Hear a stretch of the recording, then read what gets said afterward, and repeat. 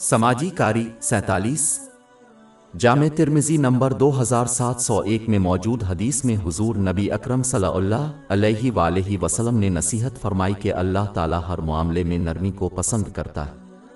ये एक अहम खुसूसियत है जिसे तमाम मुसलमानों को अपनाना चाहिए। इसे ज़िंदगी के तमाम शुबों में इस्तेमाल किया जाना चाहिए। ये समझना ज़रूरी है कि नरम मिजाजी से खुद मुसलमानों को किसी और से ज़्यादा फ़ायदा होता है। वो न सिर्फ अल्लाह ताला की तरफ से बरकतें और अजर व सवाब हासिल करेंगे और गुनाहों की मिक़दार को कम करेंगे, क्योंकि एक शरीफ आदमी अपने कौल व फ़ेल से गुनाहों का इम्कान कम रखता है, बल्कि इससे इन्हें दुनियावी मामलात में भी फ़ायदा होता है। मिसाल के तौर पर, जो शख्स अपने शरीक हयात के साथ नरमी से पेश आता है, वो बदले में ज़्यादा प्यार और इज़्ज़त हासिल करेगा अगर वो अपने शरीक हयात के साथ सख्ती से पेश आए।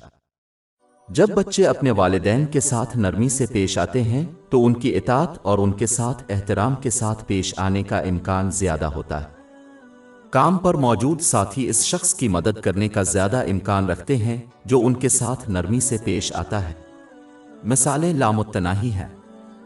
सिर्फ इंतहाई शाज़ व नादिर ही सूरतों में सख्त रवैया की ज़रूरत होती है। ज़्यादातर मामलात में नरम रवैया सख्त रवैया से कहीं ज़्यादा मुअस्सर होगा। हुजूर नबी अकरम सल्लल्लाहु अलैहि वसल्लम अभी तक बेशुमार खूबियों के मालिक हैं।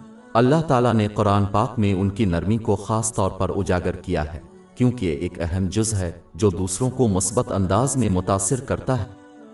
बाब 3 अल इमरान आयत 159। बस अल्लाह की रहमत से अपने उनके साथ नरमी की, और अगर तुम बदतमीज़ होते और दिल में सख्त होते तो वो तुम्हारे इर्द गिर्द से हट जाते।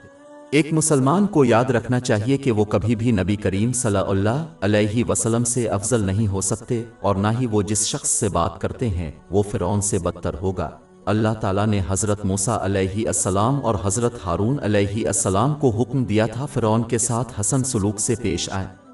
बाब 20 ताहा आयत 44। और उससे नरमी से बात करो, शायद कि वो नसीहत हासिल करे या अल्लाह से डरे। सख्ती सिर्फ लोगों को इस्लाम से दूर करती है और दूसरों को ये मानने का बाइस बनती है कि ये एक सख्त और खाम मजहब है। इस्लाम को इस तरह गलत बयान करना एक संगीन जुर्म है जिससे तमाम मुसलमानों को बचना चाहिए।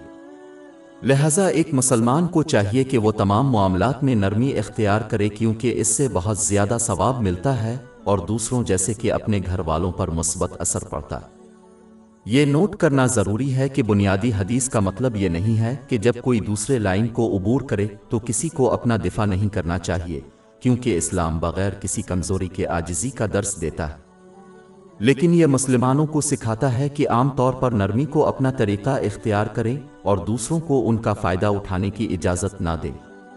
आखिर में एक सादा इस्लामी फ़लसफ़ा को हमेशा याद रखना चाहिए कि कोई दूसरे के साथ कैसा सलूक करता है, वो ये है कि अल्लाह ताला उनके साथ कैसा सलूक करेगा।